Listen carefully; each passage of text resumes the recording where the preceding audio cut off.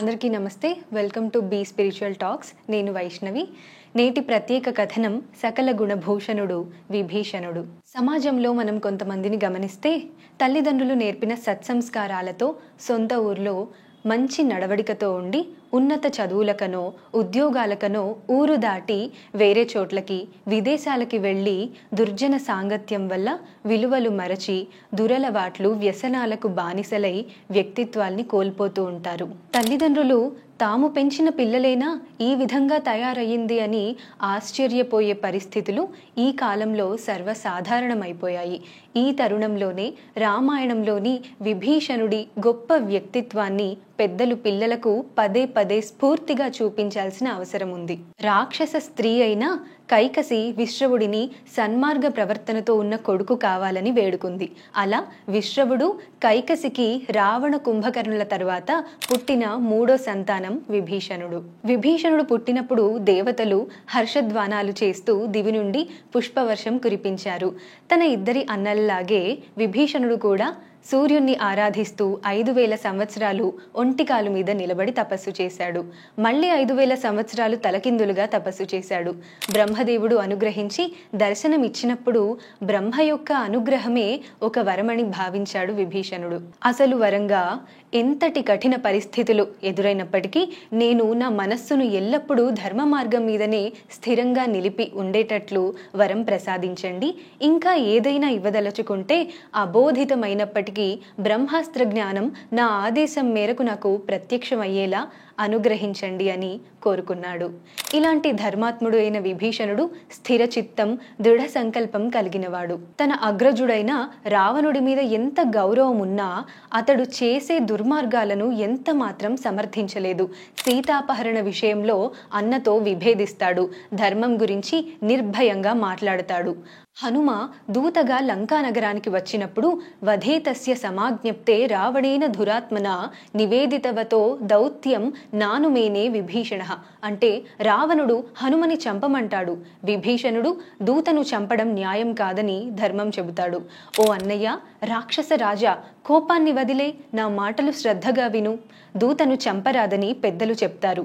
నిజమే, హనుమంతుడు అహంకారపూరిత చర్య చేసి ఎంతో నాశనానికి కారణమయ్యాడు.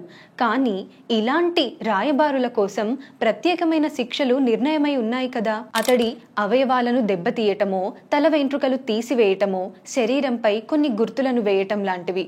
ఒకవేళ ఈ దూతని చంపావు అనుకో, సముద్రానికి అవతల ఉన్న రాజకుమారులకు నీ సమాచారం ఎవరు అందిస్తారు? నీ వైభవం వారికి ఎలా తెలుస్తుంది? యుద్ధానికి వారిని ఎవరు ప్రేరేపిస్తారు? కాబట్టి ఈ దూతకి శిక్ష వేసి వదిలే, వధించకు, కిష్కింధకు వెళ్ళనివ్వు. నీ శౌర్యం గురించి తన యజమానికి చెప్తాడు అన్నాడు. అంతే. అంత ఆవేశంలో ఉన్న రావణుడికి అతనికి నచ్చిన రీతిలో కొంచెం పొగిడినట్టుగా మాట్లాడి ఇంకా తీవ్ర పరిణామాలు జరగకుండా నివారిస్తాడు విభీషణుడు. ఇలా మొట్టమొదటి కలయికలోనే హనుమంతుడికి విభీషణుడి ధర్మనిష్ఠ, సమయస్ఫూర్తి, సూక్ష్మబుద్ధి అర్థమవుతాయి. తర్వాత హనుమంతుని తోకకు నిప్పంటించి లంకా వీధులలో ఊరేగించమని ఆజ్ఞ ఇస్తాడు రావణాసురుడు. వర్జయిత్వా మహాతేజ విభీషణ గృహం ప్రతి క్రమమాణ క్రమేణైవ దదాహ స మహాకపిః.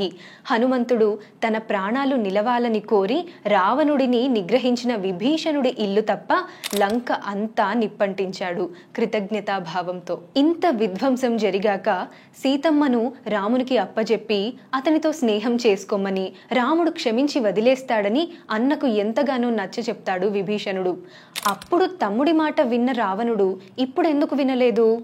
వివేకహీనులై శత్రుబలాన్ని అంచనా వెయ్యకుండా తన బలాన్ని పొగిడి భజన చేసే మంత్రుల మధ్యన విభీషణుడి ధర్మబోధ రావణుడికి నచ్చలేదు, రుచించలేదు. విభీషణుణ్ణి అందరి ముందు నిందిస్తాడు. ఇక భరించలేని విభీషణుడు అక్కడ ఉండటం సరికాదని గద ఎత్తుకొని ఇంకో 4 రాక్షసులతో కలిసి సెలవు తీసుకుంటాడు. ఇత్యుక్త పరుషం వాక్యం న్యాయవాది విభీషణ ఉత్పపాత గదాపాణి చతుర్భిః సహ రాక్షసైః. హితబోధి. వెళ్ళిపోతూ కూడా సోదర ప్రేమతో హితబోధనే చేస్తాడు విభీషణుడు. లాభం లేదు కదా. తర్వాత విభీషణుడు రాముణ్ణి శరణు వేడుతాడు.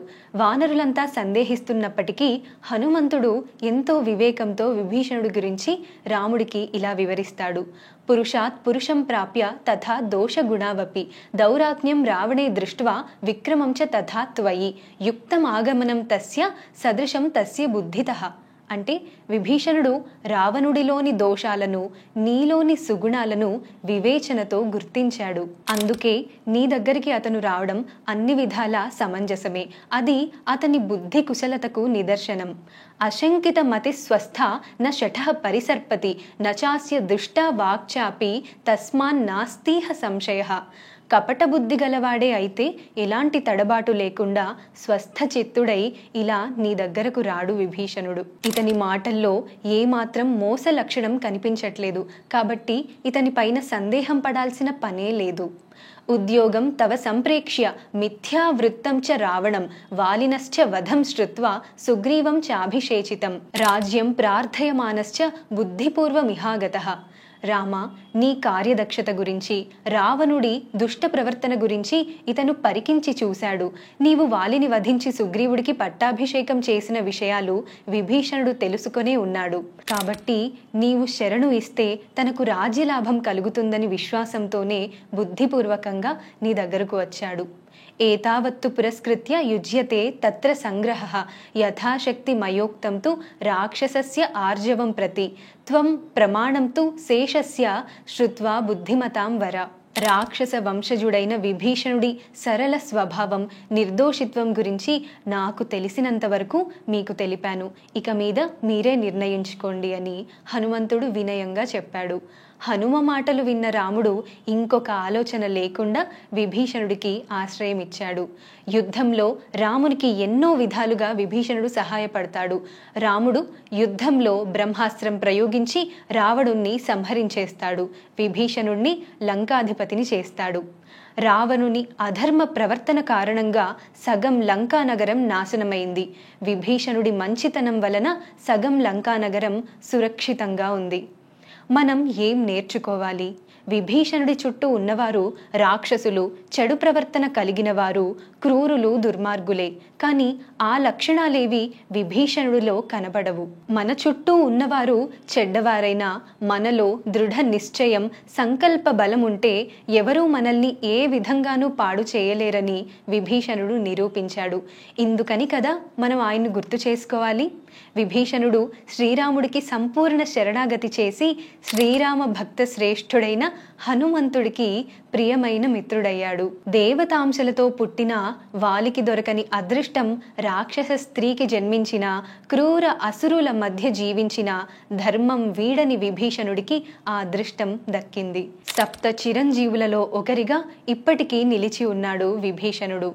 మన చుట్టూ ఎంతమంది దుర్జనులు నిండి ఉన్నా మన సంస్కారం, క్రమశిక్షణ, విలువలను విడిచిపెట్టకుండా దృఢంగా ఎలా ఉండాలో, సత్సాంగత్యాన్ని, మంచి స్నేహితులని మనమే ఎలా వెతికి ఆశ్రయించాలో చెబుతుంది విభీషణుడి జీవితం. మరికొన్ని అద్భుతమైన కథనాల కోసం బీ స్పిరిచువల్ టాక్స్ని ఫాలో అవ్వండి. మీ బంధువులు, స్నేహితులతో ఈ వీడియోస్ షేర్ చేసుకోండి. నమస్తే. జై శ్రీరామ్.